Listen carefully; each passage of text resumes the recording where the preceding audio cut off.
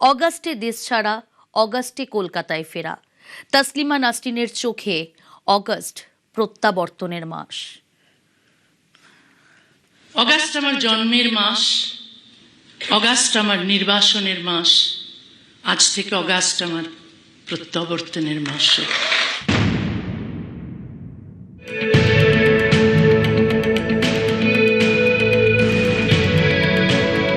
ইতিহাস অনেক কিছু মিলিয়ে দেয়, দেখা যায় আশ্চর্য সমাপতন, ঠিক যেমন অগাস্ট মাসে হয়েছে।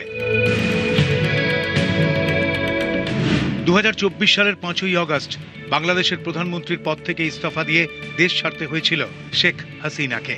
এর 30 বছর আগে 1994 সালে দেশ ছাড়তে হয়েছিল তাসলিমা নাসরিনকে, সেটাও ছিল আগস্ট মাস। 1994 সালের 8ই অগাস্ট। 1994 সালের 8ই অগাস্ট আমাকে বাংলাদেশ ছাড়তে বাধ্য করেছিল তখনকার সরকার। রাতের অন্ধকারে আমার স্বদেশের দরজা আমার জন্য বন্ধ করে দেওয়া হয়েছিল। তারপর একের পর এক সরকার এসেছে, কিন্তু সেই দরজা আর খোলেনি। দুজনেই দেশ ছাড়া, সাহিত্যিক তাসলিমা নাসরিন, বাংলাদেশের প্রাক্তন প্রধানমন্ত্রী শেখ হাসিনা। 2026 সালের অগাস্টে এই দুজনই ভারতে, হাসিনা দিল্লিতে, তাসলিমা কলকাতায়। শেখ হাসিনা ফিরতে চান, আমি চাই যে তিনি যেন ফিরুন, কিন্তু আমাকে তো কেউ ফেরাতে চায় না। 1994 সালে দেশ ছাড়তে হয়েছিল তাসলিমা নাসরিনকে। বাংলাদেশে তখন বিএনপির সরকার, প্রধানমন্ত্রী খালেদা জিয়া। তাসলিমা দেশ ছাড়া হওয়ার 2 বছর পরে ক্ষমতাচ্যুত হন খালেদা। আমাকে বাংলাদেশ ছাড়তে বাধ্য করেছিল তখনকার সরকার। রাতের অন্ধকারে আমার স্বদেশের দরজা আমার জন্য বন্ধ করে দেওয়া হয়েছিল। তারপর একের পর এক সরকার এসেছে, কিন্তু সেই দরজা আর খোলেনি। 2007 সালের নভেম্বরে কলকাতা ছাড়তে হয়েছিল তাসলিমাকে। তখন পশ্চিমবঙ্গে বামফ্রন্টের সরকার। তাসলিমা কলকাতা ছাড়ার 4 বছরের মধ্যে বাম সরকারের পতন। 2011 সালে ক্ষমতায় আসে তৃণমূল। সেই আমলেও তাসলিমা কলকাতায় ফিরতে পারেননি। ফিরলেন 26-এ। রাজ্যে এখন বিজেপির সরকার। 26-এর অগাস্ট দেখল প্রত্যাবর্তন।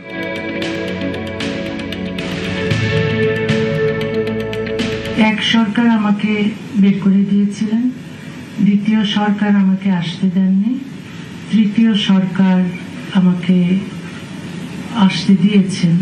তো তিনটে পার্থক্য তো আছে।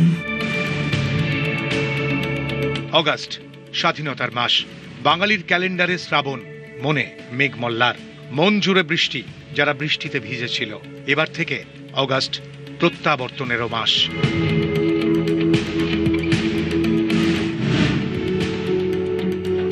অগাস্ট আমার জন্মের মাস, অগাস্ট আমার নির্বাসনের মাস।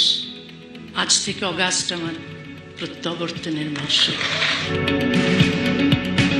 নিউজ 18 বাংলা। কলকাতায় তাসলিমা নাসরিনের সঙ্গে ডিনার। কলকাতার এক অভিজাত হোটেলে নৈশভোজের অনুষ্ঠান। ছিলেন সুকান্ত মজুমদার, তাপস রায়, স্বপন দাশগুপ্ত, রুদ্রনীল ঘোষ সহ বিজেপি নেতৃত্ব। ছিলেন মুখ্যমন্ত্রীর উপদেষ্টা সুব্রত গুপ্ত। এদিন ডিনারে আমন্ত্রিত ছিলেন প্রসেনজিৎ, ইয়াস, নুসরাত রাও। কলকাতায় তাসলিমা নাসরিনের সঙ্গে ডিনার। কলকাতার এক অভিজাত হোটেলে নৈশভোজের অনুষ্ঠান। সেখানে উপস্থিত ছিলেন সুকান্ত মজুমদার, তাপস রায়, স্বপন দাশগুপ্ত, রুদ্রনীল ঘোষ সহ বিজেপি নেতৃত্ব। ছিলেন মুখ্যমন্ত্রীর উপদেষ্টা সুব্রত গুপ্ত। এদিন ডিনারে আমন্ত্রিত ছিলেন প্রসেনজিৎ চট্টোপাধ্যায়, ইয়াস, নুসরাত রাও।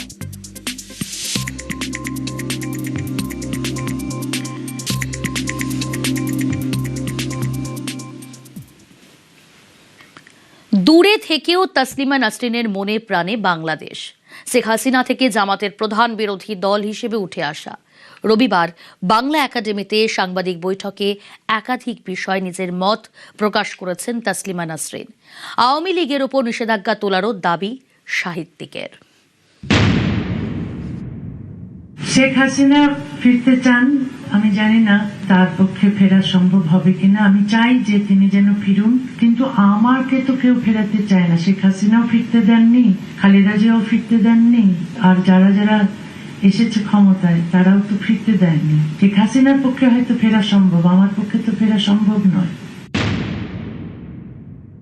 যদিও আমি হাসিনার কিছু কাজের সমালোচনা করি, কিন্তু আওয়ামী লীগকে ব্যান করার বিরুদ্ধে আমি কথা বলছি, কারণ এটা অবশ্যই গণতন্ত্রের বিপরীতে একটি সিদ্ধান্ত, এবং অচিরে আওয়ামী লীগের উপর থেকে ব্যান তুলে নেওয়া হোক এটা চাই, এবং আওয়ামী লীগের যারা দেশের বাইরে আছেন তারা যেন দেশে যান, নিরাপদে থাকতে পারেন, সেই ব্যবস্থা যেন করা হয়।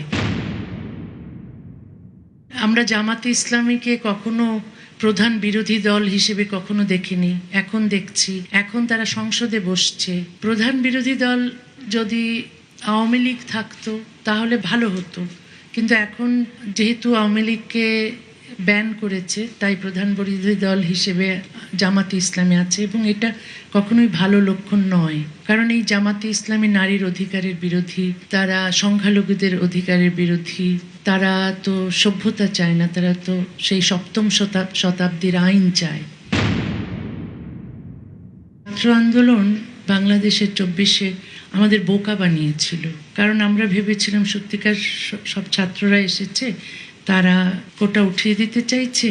শেখ হাসিনা তখন বলেছিলেন ঠিক আছে ওটা সংশোধন করে দিচ্ছি, কিন্তু শেষ পর্যন্ত সরকার পতনের আন্দোলনে গেছে এবং সরকার পতন হয়েছে, এবং আমরা টের পেয়েছি, দেখেছি, প্রমাণ পেয়েছি যে আসলে এই আন্দোলনের পেছনে জিহাদিরা ছিল, এবং জিহাদিরাই পরে দখল করেছে দেশ। তো পরিণতিটা ভালো হয়নি।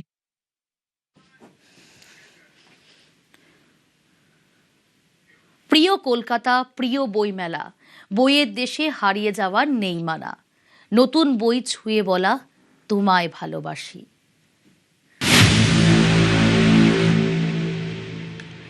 কলকাতা বইমেলায় এর আগেও এসেছেন তাসলিমা নাসরিন। 2006 সালের ছবি দেখাচ্ছি আপনাদের।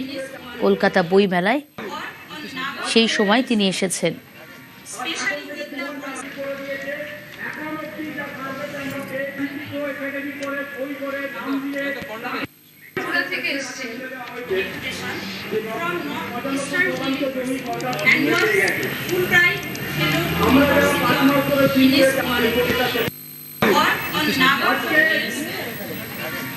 প্রিয় কলকাতায় ফেরা হয়নি 19টা বছর। প্রিয় যা কিছু তার অনেক কিছুই করা হয়নি। সময় এবার সময় দিয়েছে। প্রিয় শহরে ফিরে জমিয়ে রাখা ইচ্ছেগুলো পূরণে বড় স্বাদ হয়। ইচ্ছেগুলো ফুল হয়ে ফুটেছে কবিতায়।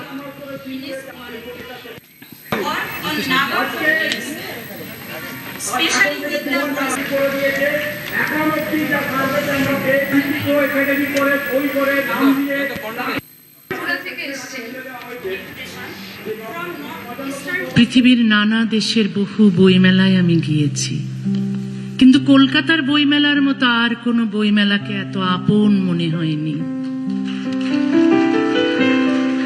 আমার কোনো ধর্মীয় উৎসব নেই, আমার কি একটি উৎসবের প্রয়োজন নেই?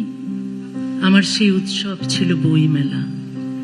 নতুন বইয়ের গন্ধ, ধুলোবালির হাওয়া, মানুষের ভিড় আর পাঠকের ভালোবাসা সব মিলিয়ে বইমেলা ছিল আমার প্রাণের মেলা। নির্বাসন শুধু একটি দেশ কেড়ে নেয় না, কেড়ে নেয় পরিচিত পথঘাট, প্রিয় মানুষ, পরব উৎসব এবং জীবনের অসংখ্য আনন্দ। এতগুলো বছরের নির্বাসন, এবার কলকাতায় প্রত্যাবর্তন বইমেলাতেও। ফের বইমেলায় আসবেন জানালেন তাসলিমা নাসরিন। বইমেলায় অবশ্যই আসতে চাই। এখন মুখ্যমন্ত্রী যেহেতু বলেছেন নিরাপত্তা দেবেন, তাহলে তো আমি আশা করছি যে আমি বইমেলায় আসতে পারবো, এবং বইমেলায় সেই আগের মতো যেভাবে আমি স্টলে বসতাম, পাঠকদের সঙ্গে কথা হতো, দেখা হতো, সেই রকম পরিবেশ আমি চাই। তো আমি নিশ্চয়ই বইমেলায় আসবো।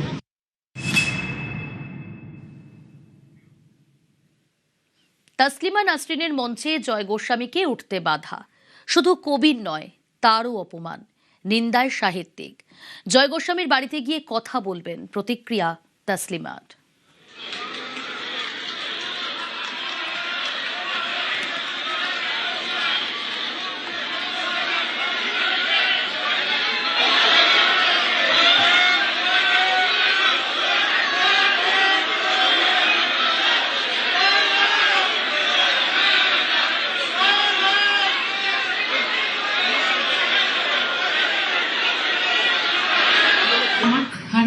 লেগেছিল, কারণ ওটা তো শুধু জয়কে অপমান করা হয়নি, আমাকেও অপমান করা হয়েছে, কারণ আমি তো জয়কে ডেকেছিলাম। তো আর আমি আমার যে ভাষণ ছিল সেখানে তো আমি বাক স্বাধীনতার কথাই বলেছিলাম, যে আমাদের ভিন্ন মত থাকতে পারে কিন্তু সবাইকে কথা বলতে দিতে হবে।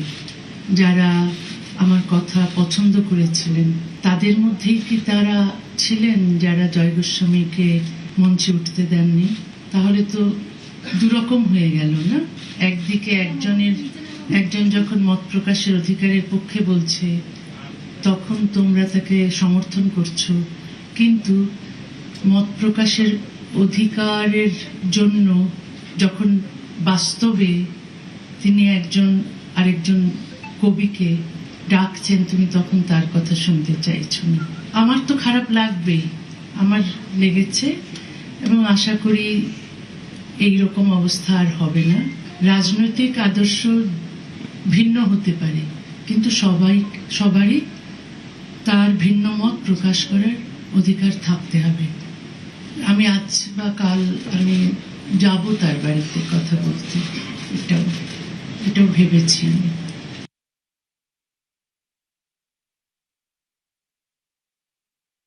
ভরসাহীন হয়েছে, আমরা তো জারের শাসনে নেই, বিরুদ্ধ মত আমাদের শুনতে হবে। আর দিদি যেখানে বলেছেন, দাঁড়ান, দিদি যেখানে বলেছেন সেখানে কোনো কথা হবে না, কোনো কথা হবে না। বসুন আপনারা, দিদি যখন বলেছেন কোনো কথা হবে না, প্লিজ।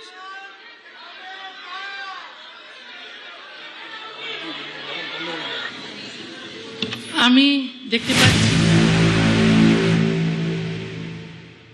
যারা ধিক্কার দিয়েছেন আমাকে, তারা ধিক্কার এক কারণে, সঙ্গত কারণে দিয়েছেন। কারণ আমি 15 বছর তসলিমাকে ফেরত আনার বিষয়ে কোনো লেখা লিখিনি। তসলিমা নাসরিন যদি ভবিষ্যতে কখনো কোনো অনুষ্ঠানে আসেন এবং তাতে যদি আমাকে না ডাকেন, আমি একটা টিকিট কেটে সেখানে কোন দল তা করছে আমি দেখতে যাব না। যদি তসলিমার সঙ্গে আমার দেখা হয় এবং কথা হয় এবং সবাই পুরো ধিক্কার দেয়, সেই ধিক্কার আবার আমি মাথায় নিয়ে চুপ করে চলে আসবো, পরের বার এলে আবার যাব।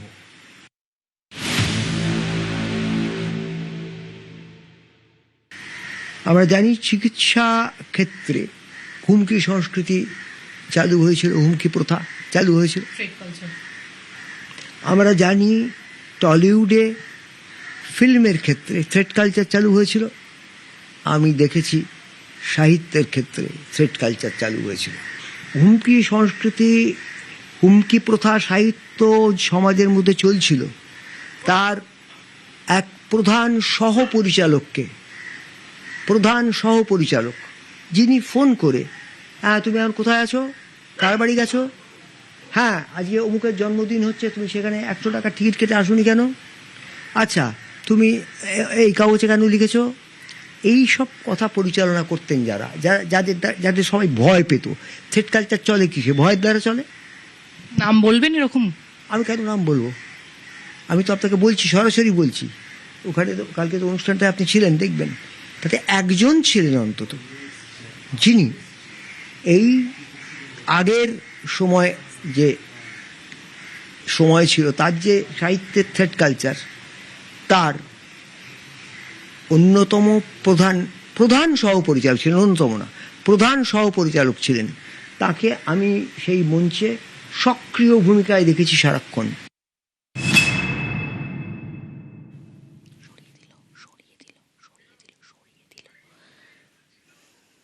কোনো কথা হবে না, কোনো কথা হবে না। বসুন আপনারা, দিদি যখন বলেছেন কোনো কথা হবে না, প্লিজ।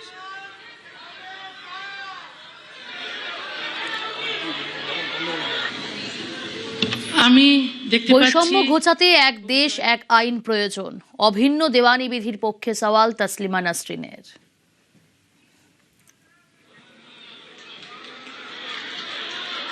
অভিন্ন দেওয়ানি বিধি, তো সেটার জন্য আমি 40 বছর ধরে সংগ্রাম করছি।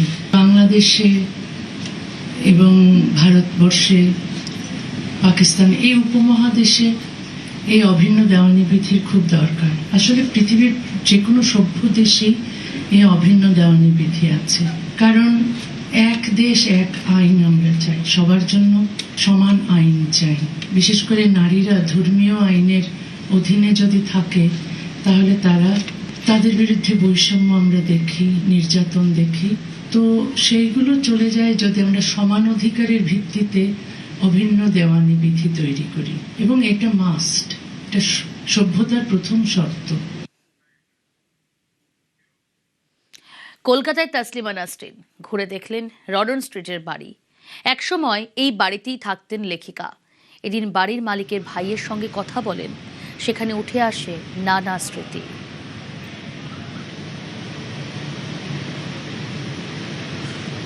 7 নম্বর রডন স্ট্রিট, এবং এখানেই তাসলিমা নাসরিনের কলকাতার বাড়ি ছিল, যেটা তিনি তার লেখাতে লিখেও ছিলেন, আমার কলকাতার বাড়ি। সেই বাড়িরই যিনি রয়েছেন ওনার, তার সঙ্গে কথা বলবো, প্রদীপ কুমার সেনের সঙ্গে। তিনি এলেন। নমস্কার। এলেন, দেখা গেল। কি কথা হলো? এতদিন বাদে এসেছেন তো, ওর একটা emotional connect with the place.